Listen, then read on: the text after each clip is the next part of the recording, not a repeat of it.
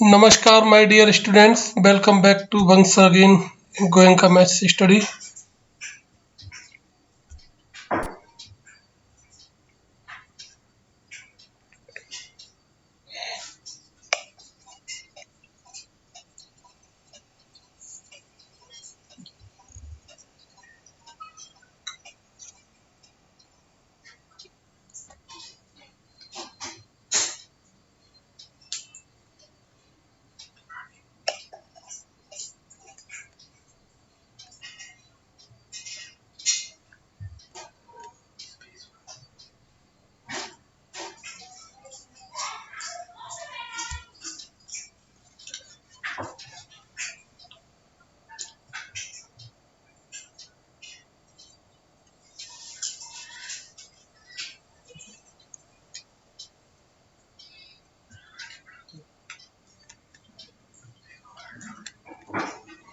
नमस्कार मेरे प्यारे बच्चों।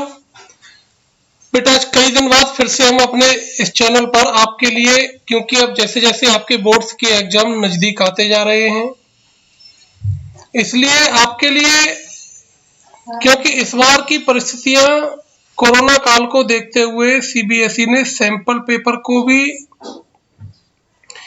काफी मॉडलाइज किया हुआ है। कुछ नई चीजें भी जुड़ी हैं। न्यू एजुकेशन पॉलिसी के अकॉर्डिंग भी इसमें कुछ चीजें जुड़ करके आई हैं इस बार का बोर्ड एग्जाम जो आपका सैंपल पेपर आएगा। इसलिए हम आपको सबसे पहले, किसी भी चैनल पर आपको ये चीज न मिलेगी, सबसे पहले गोयनका मैथ्स स्टडी पर आपके सामने हम ये चीज लेकर के प्रेजेंट हैं। जो इस साल का सीबीएसई ने, सबसे पहले तो हम जो सीबीएसई ने इस साल का अपना जो सैंपल पेपर जारी किया है उसका हम सॉल्यूशन आपको करके बताएंगे कि भाई किस टाइप से इसको सॉल्व करना है और किस प्रकार से मार्क्स अचीव करने हैं बोर्ड के एग्जाम में, ठीक है ना। तो अपनी इस वीडियो में इस सैंपल पेपर को हमने अपनी दो वीडियो में हमने डिवाइडेशन किया है। पहला पार्ट इस वाली वीडियो में मिलेगा, दूसरा वाला पार्ट आपको दूसरी वाली वीडियो आपको जारी होगी 2 दिन के बाद में, तो उस वीडियो में आपको मिलेगा। 1 या 2 दिन के बाद में वो वीडियो मिल जाएगी, ठीक है। आगे फिर और सैंपल पेपर उसी हिसाब के, क्योंकि इस साल एक नई चीज जुड़ी है और वो नई चीज है केस स्टडी। आपको डायग्राम दे करके उस केस को स्टडी करना है, उसके बाद मैथमेटिक्स के जो उसमें क्वेश्चंस पूछे जाएंगे उन क्वेश्चंस के आंसर्स आपको देने हैं। चलिए, तो देखिए मैं आपको बता देता हूं कि भाई आपका जो पेपर है वो किस टाइप से आएगा। इसके कुछ जनरल इंस्ट्रक्शंस इस प्रकार के होंगे। This question paper contains 2 parts A and B. Part A and part B have internal choices. अलग से कोई भी चॉइस नहीं है, दोनों ही पार्ट करना कंपलसरी होगा। दोनों ही पार्ट्स में इंटरनल चॉइसेस होंगी। और पार्ट ए में आपको 2 सेक्शन मिलेंगे। यहाँ ये 3 सेक्शन गलत प्रिंट हो गया है। 2 सेक्शंस मिलेंगे और 2 सेक्शंस है first and second. First section में आपको वेरी शॉर्ट आंसर टाइप के क्वेश्चन है, 1 से लेकर के 16 तक के होंगे। प्रत्येक क्वेश्चन के लिए 1 मार्क्स का रहेगा और इनमें 5 क्वेश्चंस की इंटरनल चॉइस करके होंगे, यानी और करके जो आता है उसमें से कोई एक ही करना होता है, ठीक है। क्लियर हो गया। अब देखिए जो सेक्शन बी है, सेक्शन सेकंड, पार्ट ए का सेक्शन सेकंड। सेक्शन सेकंड में क्या है, 4 क्वेश्चन होंगे। Question number 17, question number 18, question number 19 and 20। प्रत्येक क्वेश्चन में उसके 5-5 पार्ट होंगे। प्रत्येक पार्ट में से, प्रत्येक क्वेश्चन में से, जैसे मान लीजिए क्वेश्चन नंबर 17 है, उसके 5 पार्ट्स हैं, उनमें से आपको केवल 4 पार्ट्स करने हैं कोई सी। क्लियर हो गया। तो 5 ऑप्शन आपके पास वहां मिल गए। क्लियर हो गया। Each case study has 5 case based sub parts and examinee is to be attempt any 4 out of 5 sub parts. केवल आपको 4 उसमें से सेलेक्ट करने हैं। मैं बताऊंगा आपको किस प्रकार से उस केस स्टडी को हमें करना है। जो फिगर दिया हुआ है इसको किस प्रकार से स्टडी करना है। सबसे पहले आपको गोइंका मैथ्स स्टडी पर ये चीज मिल रही है। अभी तक आपने हमारे चैनल को सब्सक्राइब नहीं किया है तो प्लीज सब्सक्राइब करिए, लाइक करिए, शेयर करिए। फ्रेंड्स के साथ में आप इसको शेयर भी कर सकते हैं। जो भी बोर्ड्स का एग्जाम देने वाले बच्चे हैं, आपके रिलेटिव्स हैं, आपके मिलने जुलने वाले, उन सबको आप बताइए कि भाई गोयनका मैथ्स स्टडी पर यह चीज सबसे पहले आपको अवेलेबल कराया जा रहा है। पार्ट बी में क्वेश्चन नंबर 21 to 26 यानी यानी 6 क्वेश्चन आएंगे 2 मार्क्स के। तो कितने मार्क्स के हो गए भैया? 12 के हो गए। क्लियर हो गया? अभी देखिए ये यहाँ क्या हुआ, क्वेश्चन नंबर 17 से 20 तक प्रत्येक क्वेश्चन एक एक मार्क्स का है, 4 चौके 16 क्वेश्चन हो जाएंगे 16 मार्क्स के। 1 to 16 कितने का हो गया? 16 मार्क्स का। ठीक है, तो 16 16 32 32 और 12 44। क्लियर? अब देखिए 27 से 33 तक कितने क्वेश्चन हो गए? 7 क्वेश्चन हो गए। ये कितने के हैं? 3 मार्क्स का प्रत्येक क्वेश्चन है। ठीक है, 3 मार्क्स का। तो कितने के हो गए भैया? 21 के हो गए। क्लियर? अब इसको देखिए 34 से 36 तक ये 3 क्वेश्चन हो गए और प्रत्येक क्वेश्चन 5 मार्क्स का है। तो ये 3 क्वेश्चंस मिलेंगे आपको कितने के? 15 मार्क्स के हो गए। इस बार 4 नंबर का 4 मार्क्स का क्वेश्चन और 6 मार्क्स का क्वेश्चन कोई भी इस बार के एग्जाम में नहीं है, बन गए हैं। 32 क्वेश्चन हो गए, 2 के 6 हो गए, 3 के 7 हो गए और 5 के 3 हो गए। तो इस प्रकार से आपके पास क्वेश्चन जो आएंगे 3 7 10 और 6 16 और ये ऐसे करके ये 32 क्वेश्चंस मान सकते हैं आप इसको। काउंट तो उसमें केवल 4 ही हो रही है। ठीक है ना, तो आप इस प्रकार से काउंट कर सकते हैं इन क्वेश्चंस को। अब देखिए सेक्शन जो क्वेश्चन नंबर 2 टाइप के हैं 2 मार्क्स वाली में, internal choice is provided in 2 questions. तो 6 में से 2 क्वेश्चंस में इंटरनल चॉइस प्रोवाइड होगी, 3 मार्क्स वाले में 2 क्वेश्चंस में होगी और 5 मार्क्स वाले केवल 1 क्वेश्चन में इंटरनल चॉइस प्रोवाइड आपको होगी। चलिए हम स्टार्ट करते हैं। पार्ट ए का क्वेश्चन नंबर 1। ठीक है, 1 to 16 questions of 1 mark each, internal choice is provided in 5 questions.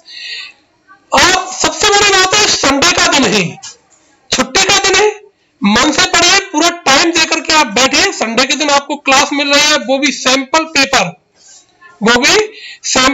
आपको मिल रहा है। ये सबसे बड़ी बात है, आपको सैंपल पेपर पढ़ने के लिए मिल रहा है।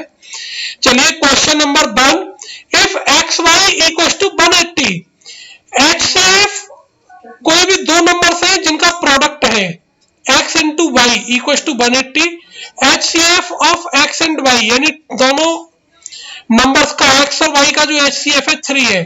तो फाइंड करना है आपको LCM।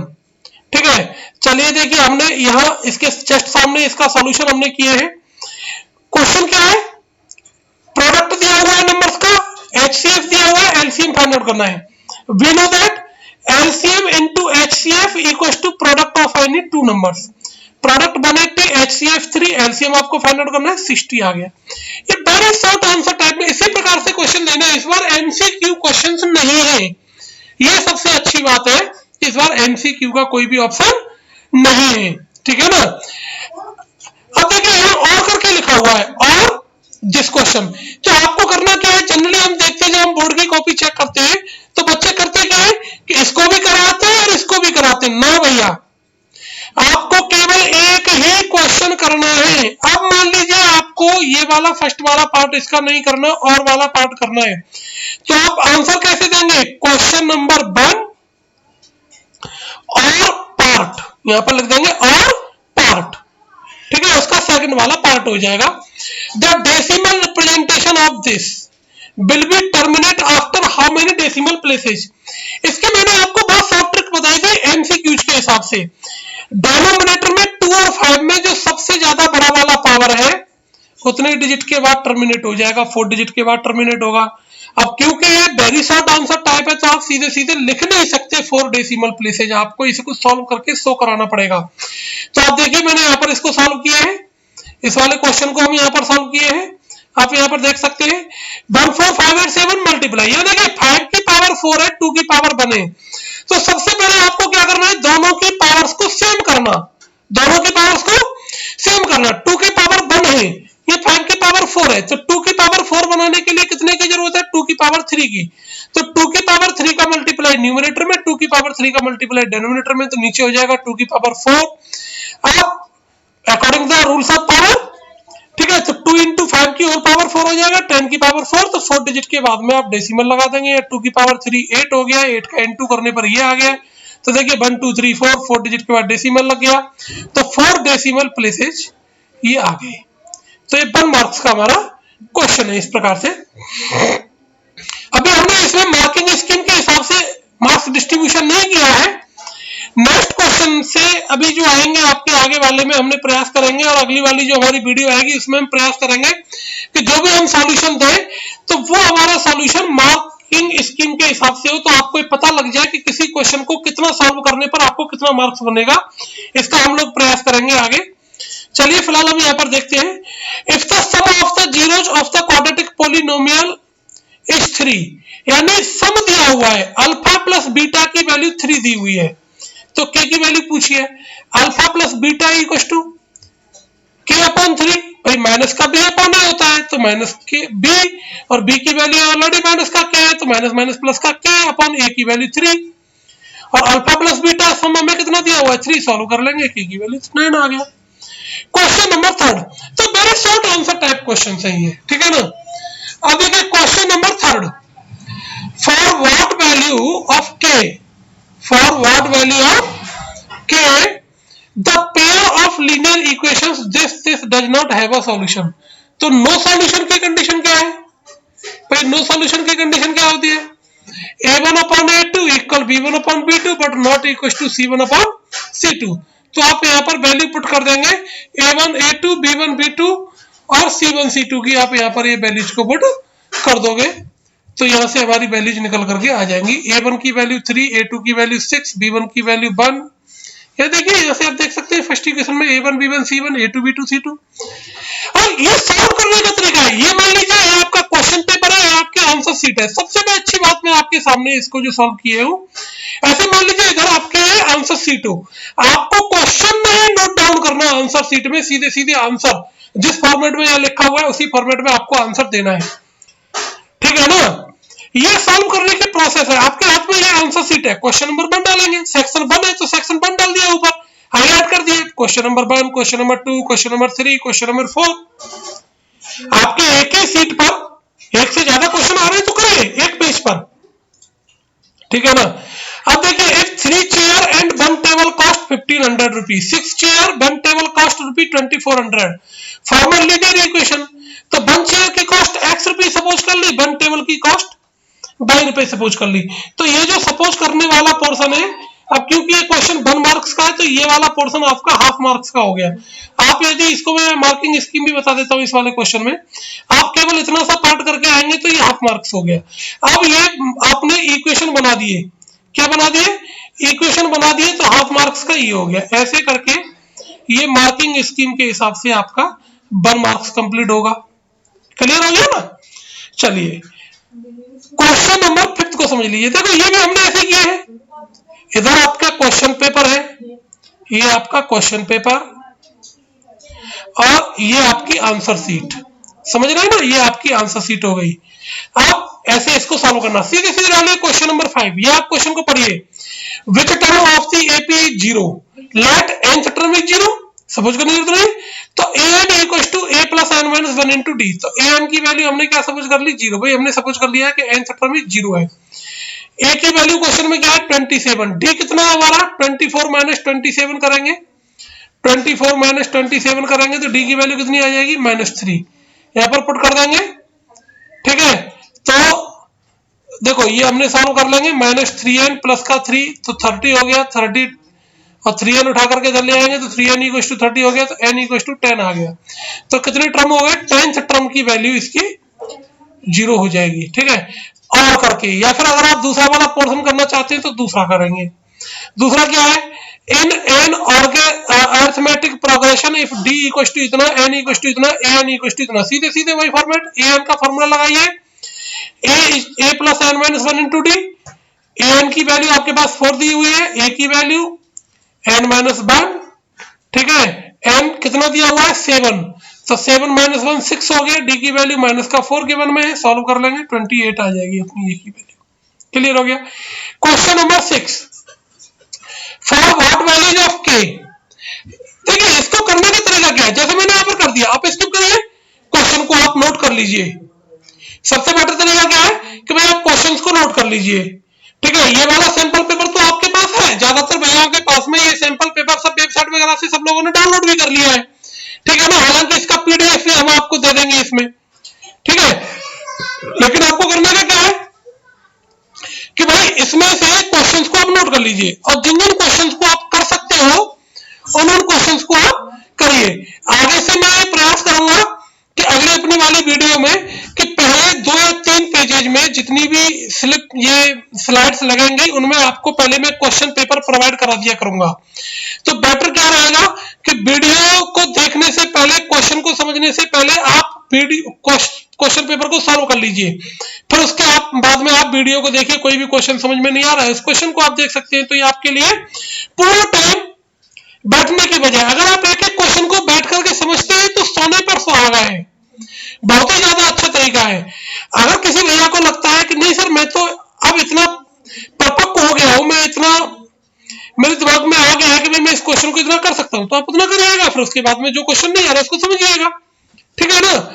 अब देखिए, for what value of K equation decide equal roots, तो इक्वल रूट्स की कंडीशन क्या होती है, B square minus 4ac equal to 0, B square minus 4ac equal to 0। ये हमने यहाँ पर वैल्यूज को पुट कर दिया है, ये आपको इक्वेशन दिया हुआ है 9x square plus 6kx plus 4 equal to 0।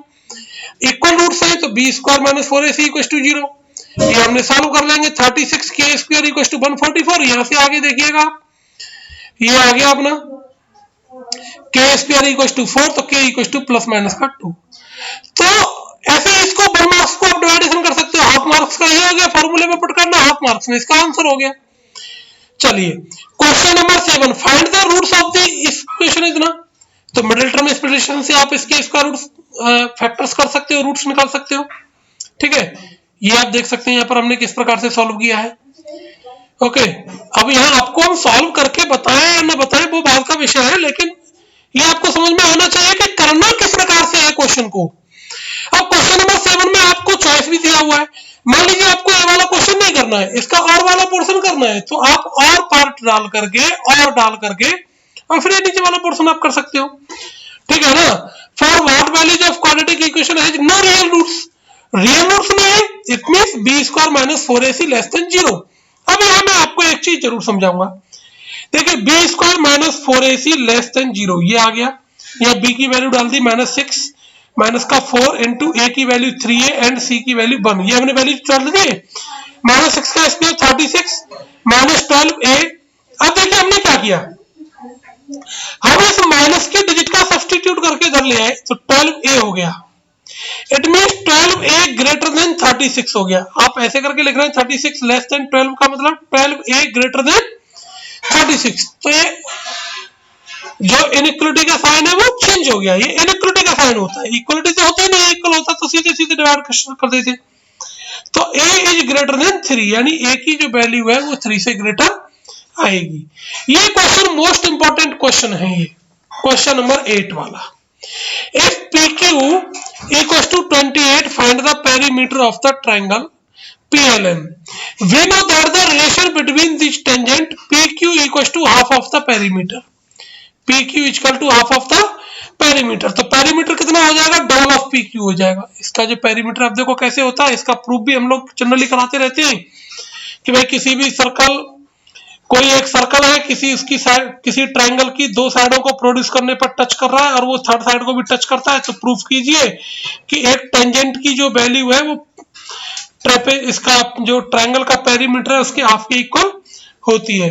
तो देखिए tangent drawn from an external point, तो PQ इक्वल टू PT, दोनों इक्वल हो गई। अब हमने क्या किया भाई, PQ को हमने क्या लिख दिया, PL plus QL, PL plus LQ। ऐसे ही PT को हम लिख देंगे, आप यहाँ देखते चलिए फिगर में, PM प्लस MT। अब PL प्लस, अब देखिए LQ इक्वल टू किसके हो गया, LN की, tangent from the external point, ठीक है। तो इस LQ के प्लेस पर हमने क्या पुट कर दिया, LN पुट कर दिया। ऐसे ही MT इक्वल किसके हो गया, MN की। अब देखिए PL plus LN, PL plus LN equal to PM plus MN। तो पेरीमीटर ऑफ ट्रायंगल PLM क्या होता है भैया, PL plus LM plus PM है, इन दोनों को जोड़ देंगे। LN को हमने क्या लिख लिया, LN प्लस PM को हमने लिख लिया MN प्लस PM, ठीक है ना। इस LN को हमने LN प्लस MN करके लिख दिया है, LN को। तो PL प्लस LN तो ये हो गया 2pl प्लस ln हो गया। ठीक है, क्लियर हो गया, क्योंकि ये आपस में इक्वल है ना, pn plus pm equal to हमने किसके कर लिया इधर pl प्लस, और pl प्लस ln किसके इक्वल है भैया, pq के इक्वल है। ठीक है, तो ये pq की वैल्यू अपन को इसमें दे रखी है 28, तो 56 हमारा यहाँ पर हो जाएगा। ठीक है, अब चलिए देखिए question number 9। Question number 9, if two tangents are inclined at 60 degree are drawn to a circle of radius 3 centimeter, then find the length of each tangent। ये इस सर्कल की रेडियस दी हुई है आपको 3 सेंटीमीटर, ये जो इसकी टेंजेंट्स है वो 60 डिग्री का एंगल बना रही है, तो ये जो सेंटर को ज्वाइन करने वाला जो लाइन सेगमेंट है इस इंसुलेशन एंगल को बाइसेक्ट करता है। ये 30 हो गया, ये भी 30 के हो गए दोनों। रेडियस दी हुई है, आपसे क्या पूछ रहा है, लेंथ ऑफ टेंजेंट पूछ रहा है, लेंथ ऑफ टेंजेंट पूछे, निकाल देंगे भाई। लेंथ ऑफ टेंजेंट ये हो गया इस एंगल के लिए, ये परपेंडिकुलर हो गया, बेस हो गया परपेंडिकुलर बेस का। अब क्योंकि ये जो रेडियस होती है इस टेंजेंट पर परपेंडिकुलर होती है, ये हमने सर्कल में थ्योरम को पढ़ा है। ठीक है, तो tan 30 equal to perpendicular upon base, tan 30 की वैल्यू पुट कर देंगे 1/√3, तो टेंजेंट PA की वैल्यू कितनी आ गई, 3√3 आ गई। इतना आंसर हो गया, क्लियर हो गया। अब चलिए इसका और वाला पार्ट समझ लीजिए। और वाले पार्ट में क्या करना है, इसको हमने देखो मार्किंग स्कीम के हिसाब से हमने डिवाइडेशन कर दिया है कि आधा नंबर आप कितना करके आएंगे तो किसका कितना मिलेगा, कितना करके आएंगे तो इसका कितना मिलेगा। चलिए देखिए इसको पढ़ लेते हैं। और वाले पार्ट को है क्या, PQ is a tangent to a circle with center O at point P। ये इसकी टेंजेंट है, P पॉइंट पर टच कर रही है। If a triangle OPQ is an isosceles, OPQ isosceles है, यानी ये वाली line PQ equal to OP, PO के इक्वल होगा, क्योंकि टेंजेंट पॉइंट ऑफ कांटेक्ट पर 90 का बनाती है, तो ये तो इनमें से किसी साइड के इक्वल हो नहीं सकता, ये तो हाइपोटेनस हो जाएगा भैया।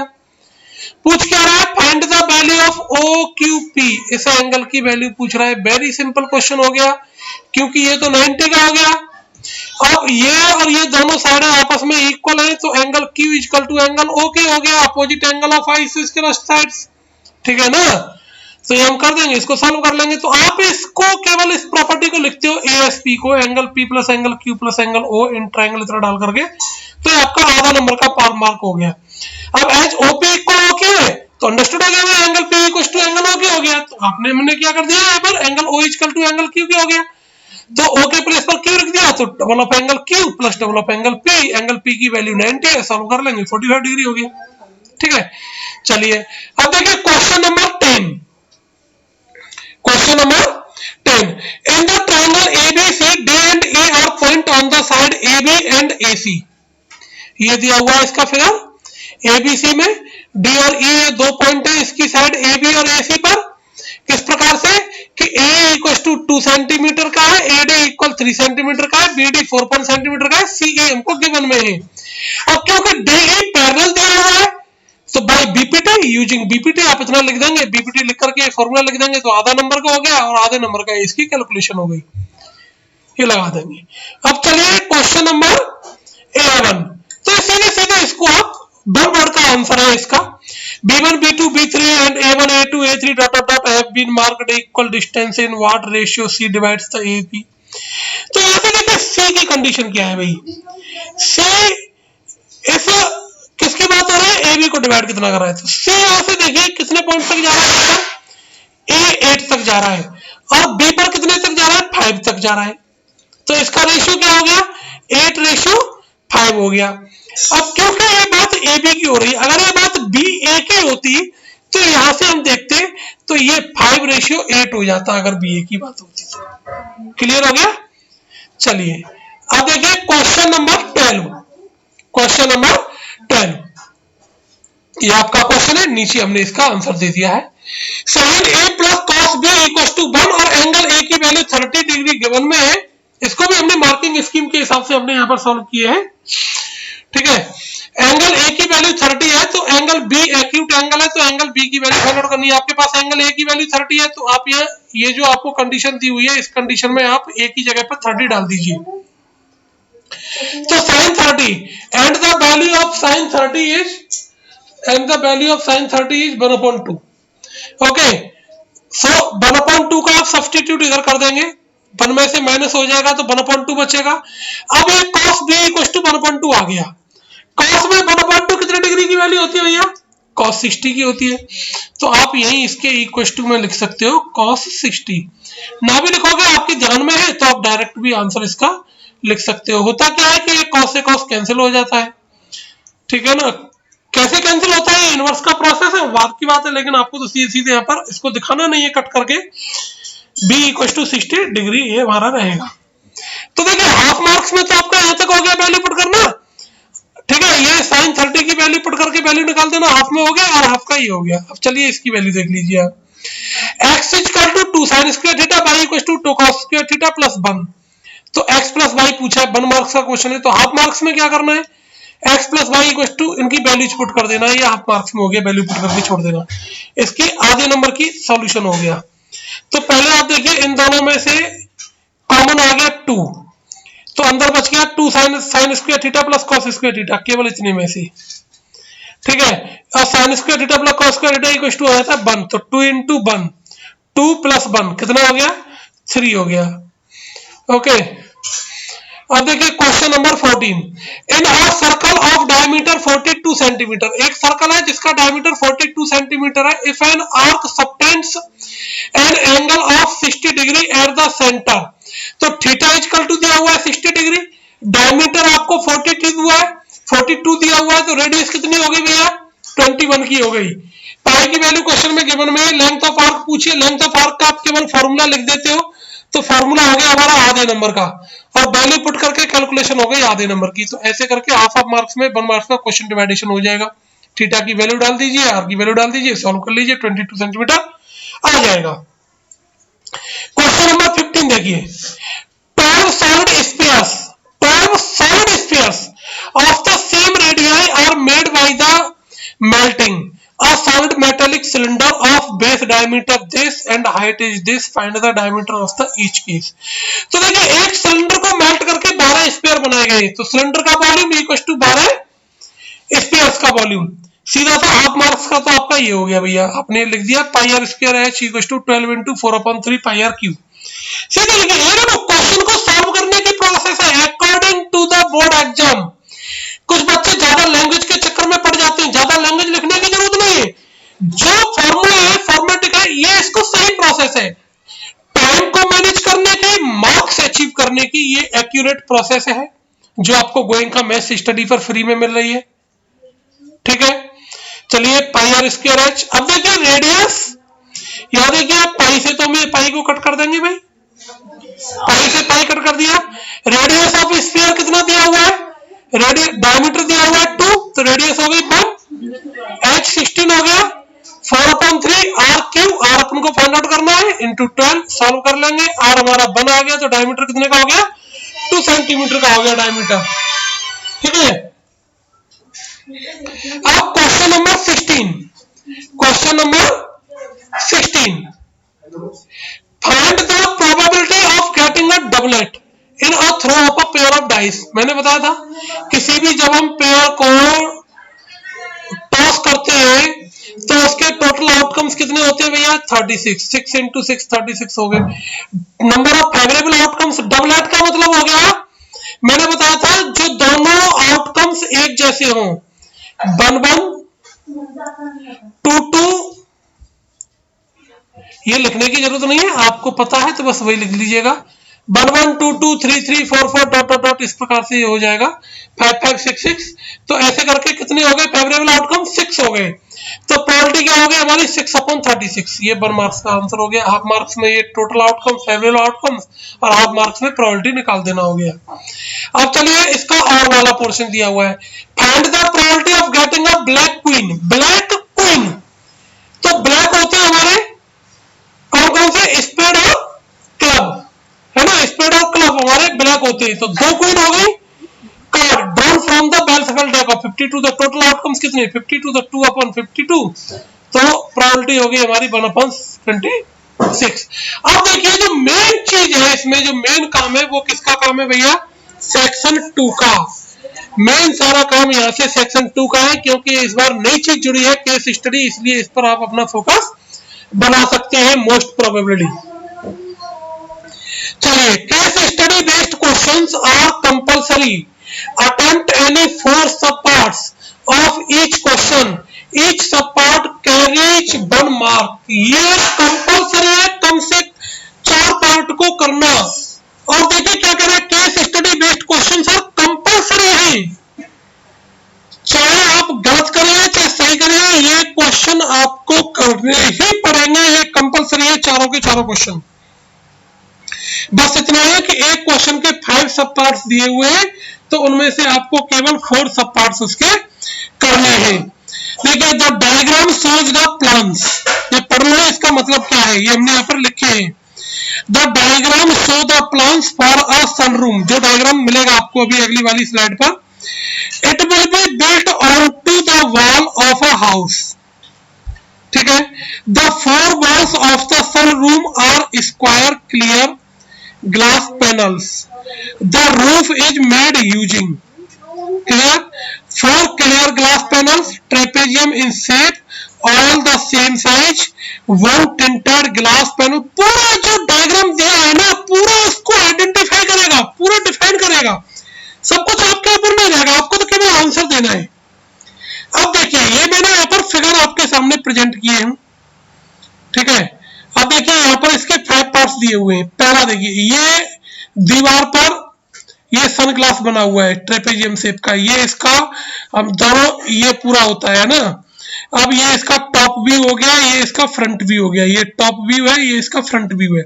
इसके हिसाब से आपको क्वेश्चन देनी। देखिए फर्स्ट वाला part, refer to top view के हिसाब से find the mid point of the segment joining the points J and 9। यहां आपको कोऑर्डिनेट दिए हुए, क्वेश्चन में कंपलसरी नहीं है, आपको कोऑर्डिनेट देगा ही देगा। ये जो बना हुआ है ना, ग्राफ शीट पर आ रहा है क्वेश्चन, आप दिखाई दे रहा है, तो ये यहाँ इसको देखो, ये बाई एक्सिस शो हो रहा है, बाई लिखा हुआ है, ये एक्स एक्सिस शो हो रहा है, ये हमारा ओरिजिन है। तो आप यहाँ से काउंट भी कर सकेंगे भैया, काउंट करके भी लिखने पड़ेंगे, कोऑर्डिनेट निकालने पड़ेंगे पहले जे के। जे देखो एक एक्स एक्सिस पे कहां तक जा रहा है, 6 पॉइंट पे जा रहा है, यहाँ है जे, ठीक है, 6 कोऑर्डिनेट, बाई पे कितना आ रहा है 17। तो ये आपको खुद काउंट भी करना पड़ सकता है, ठीक है ना। तो 6 और 17 हो गए, और आई कितना आ गया हमारा, आई यहाँ है, देखिए आई है यहाँ पर है, ये आई है, तो आई के कोऑर्डिनेट कितने हो गए 9,16 हो गए। इन दोनों के बिटवीन का क्या पूछ रहा है, मिड पॉइंट पूछ रहा है। तो देखिए मिड पॉइंट का फॉर्मूला क्या है, x1 + x2 / 2 y1 + y2 / 2, तो ये मिड पॉइंट हो गया पहला पार्ट। अब देखिए रेफर टू टॉप व्यू, ये भी किसके लिए, टॉप व्यू के लिए। टॉप व्यू में इसका आंसर मिलेगा the distance of the point P from the by axis. Point P को देखिए, पॉइंट P का है, ये रहा। अच्छा, ये फ्रंट व्यू को रेफर हो रहा है ना, तो ये मिसप्रिंट है यहाँ पर, ये रेफर टू फ्रंट व्यू है। क्या भैया, फ्रंट व्यू। तो P देखिए, P बाई एक्सिस से कितने डिस्टेंस पर है, ये बाई एक्सिस है, तो यहाँ से देखिए 1 2 3 और ये 4, तो P यहाँ पर है, तो कितनी डिस्टेंस हो गई इसकी, 4 हो गई। क्लियर हो गया। अब चलिए थर्ड वाला part, refer to front view, the distance between the point A and S। मैं अभी चर्चा कर रहा था ना फर्स्ट वाले पार्ट में, मैं आपसे क्या कह रहा था कि भाई हमें कोऑर्डिनेट्स भी फाइंड आउट करने पड़ सकते हैं।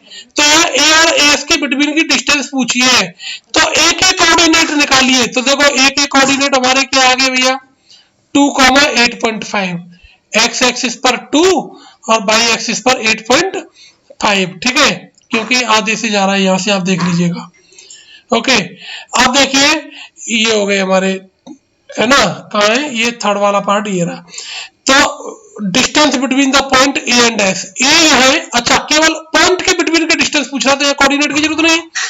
तो A और S के बीच की डिस्टेंस यहां से काउंट कर लो, ये 1 है, हमें तो A से काउंट करना है, तो यहां से काउंट करिए 1 2 3 4 5 6 7 8, इस टाइप से आप काउंट कर लोगे।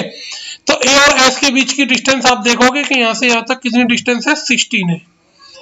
अब देखिए इसका फोर्थ वाला part, refer to front view, find the coordinates of the point which divides the line segment joining the point A and B।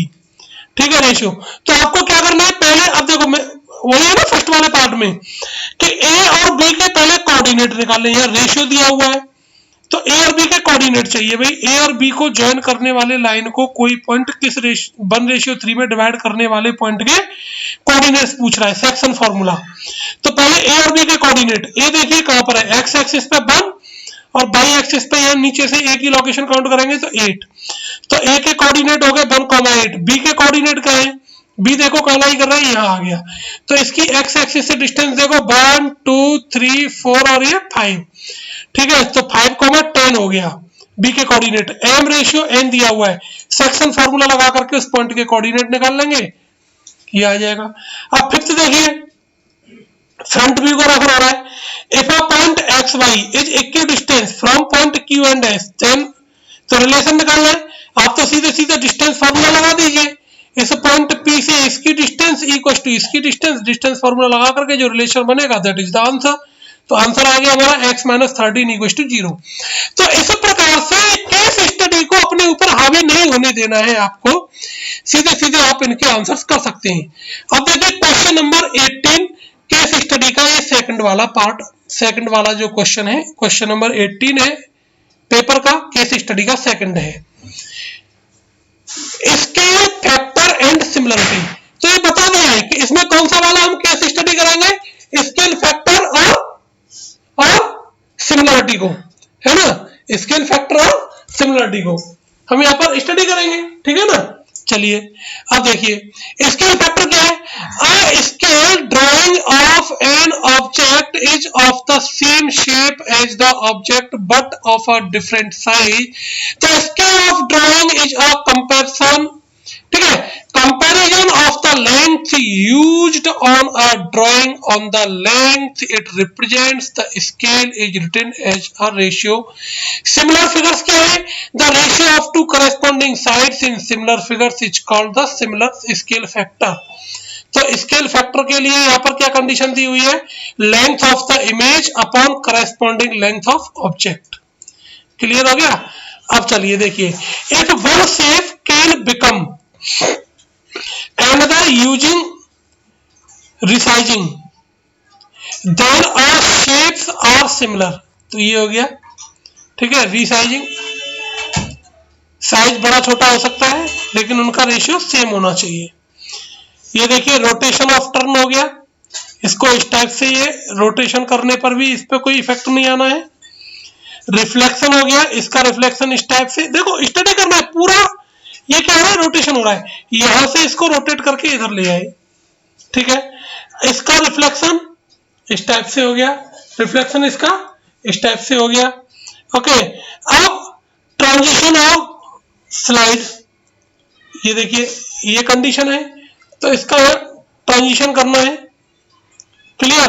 अब देखिए hence two similar shapes, two shapes are similar when one can become the other after a resize, flip, slide और turn.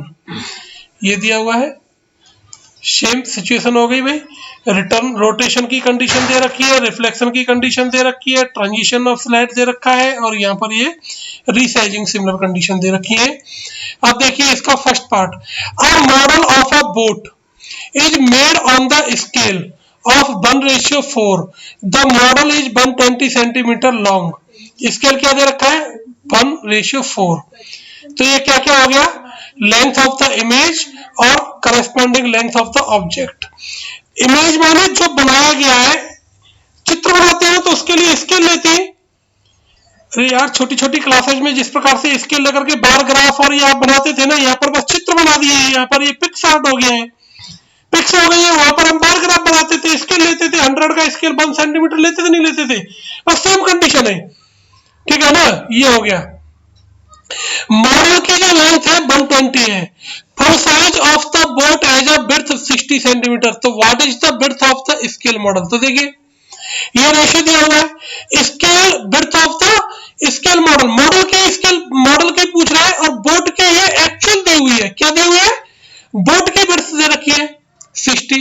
तो ये हो गया, इसको solve कर लेंगे तो बोट की लेंथ कितनी होगी भैया, ये मॉडल पे कितना शो कराना पड़ेगा, स्केल के हिसाब से 15 कराना पड़ेगा। इसका मतलब क्या है कि अगर 4 सेंटीमीटर किसी ऑब्जेक्ट की लेंथ है तो जब हम उसका मॉडल बनाएंगे, पिक्स बनाएंगे, तो वहां पर 1 सेंटीमीटर हमें स्केल लेना है। सीधा सा फंडा है। तो अगर मान लीजिए बोर्ड की लेंथ 60 है तो कितना लेना पड़ेगा, लेकिन सॉल्व करके दिखाना पड़ेगा, इस टाइप से करना है।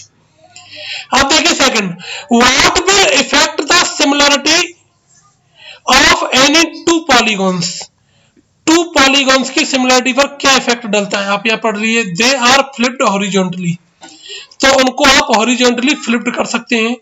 दे are dilated by a scale factor, they are translated down, they are not the mirror image of one another। तो सिमिलरिटी में क्या होता है, एक दूसरे की इमेज नहीं हो सकती। देखो हमने क्या कहा है, सिमिलरिटी के लिए क्या क्या चीजें जरूरी है, रोटेशन हो सकता है, फ्लिप हो सकता है, ट्रांसलेशन हो सकता है, तीनों चीजें दी हुई है नहीं है, तो क्या नहीं है इसमें, mirror image on one another नहीं हो सकती। ये देखिए, मिरर इमेज एक दूसरे की नहीं हो सकती सिमिलरिटी में, करस्पॉन्डिंग में तो हो जाएगा, कॉन्ग्रेंट में तो हो जाएगा, एक दूसरे की मिरर इमेज सेम हो जाएगी, क्योंकि यहाँ पर मॉडल को सिमिलर बनाना होता है तो ऑब्जेक्ट बड़ा होता है, मॉडल उसका छोटा होता है, लेकिन होता तो ऐसी जैसा है ना, सिमिलर, शेप तो सेम होती है ना, साइज तो डिफरेंट होता है। तो बस ये वाला ऑप्शन नहीं है। किसी भी चीज को, किसी भी ऑब्जेक्ट के सिमिलरिटी के लिए देखो तीनों कंडीशन दे रखी है, रोटेशन और टर्न, रोटेशन और टर्न कह रहा है, फ्लिप कह रहा है, ठीक है, डिलेटेड बाई स्केल फैक्टर कह रहा है ना, स्केल फैक्टर का मतलब हो गया रेशियो की कंडीशन लेना। थर्ड देखिए, if two similar triangle have a scale factor of ratio a ratio b, which statement regarding the two trans glass, ठीक है, टू ट्रायंगल्स इज ट्रू।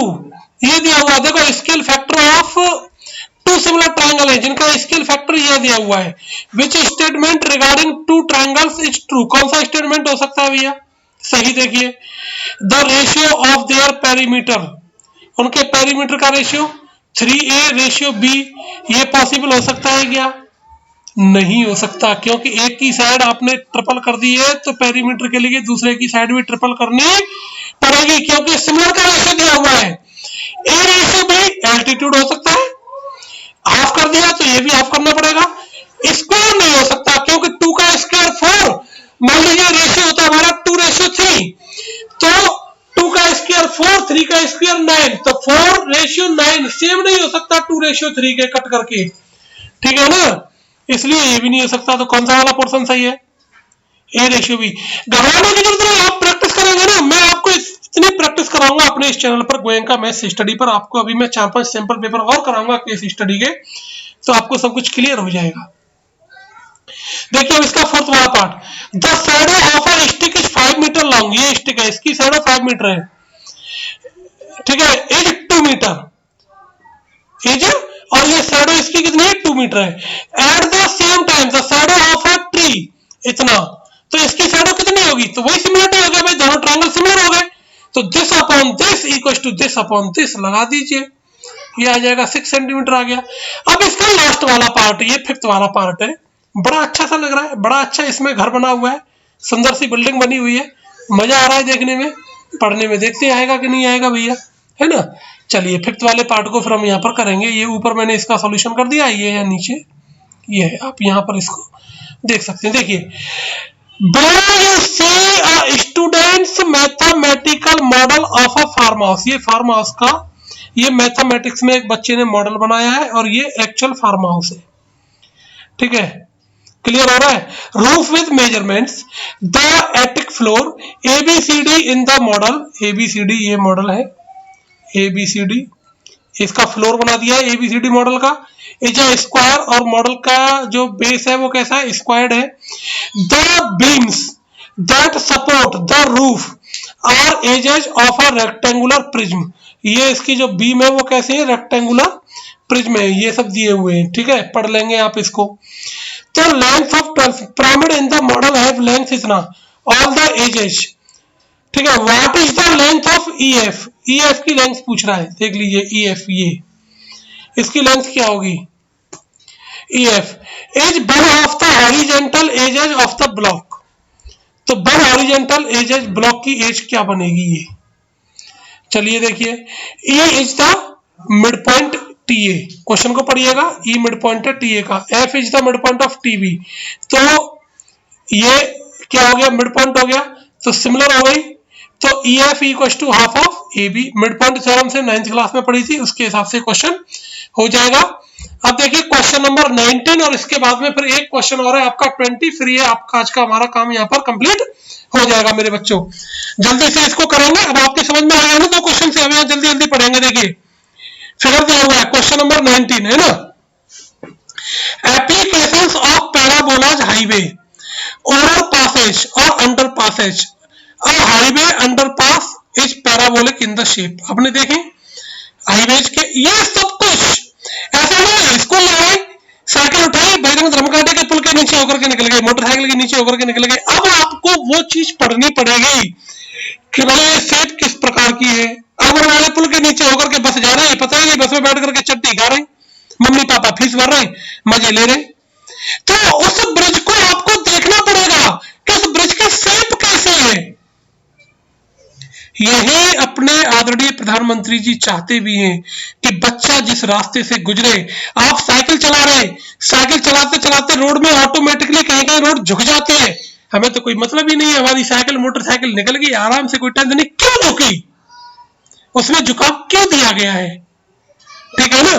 तो ये सारी चीजें बहुत माइनर से माइनर चीजें आप लोग सीखें, उसके लिए केस स्टडी ऑप्शन को दिया गया है, इसलिए इसको समझना बहुत जरूरी है मेरे बच्चों, ठीक है।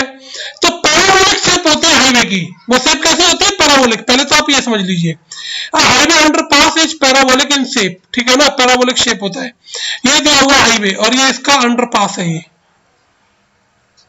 देखिए पैराबोला। अब parabola is the graph of the result from the, parabola किसका ग्राफ होता है, क्वाड्रेटिक पॉलिनोमियल का, ax square plus bx plus c is the standard form of any quadratic polynomial, okay. Parabola are symmetric about a vertical line known as the axis of symmetry, इसको अपन क्या बोलते हैं, axis of symmetry बोलते हैं।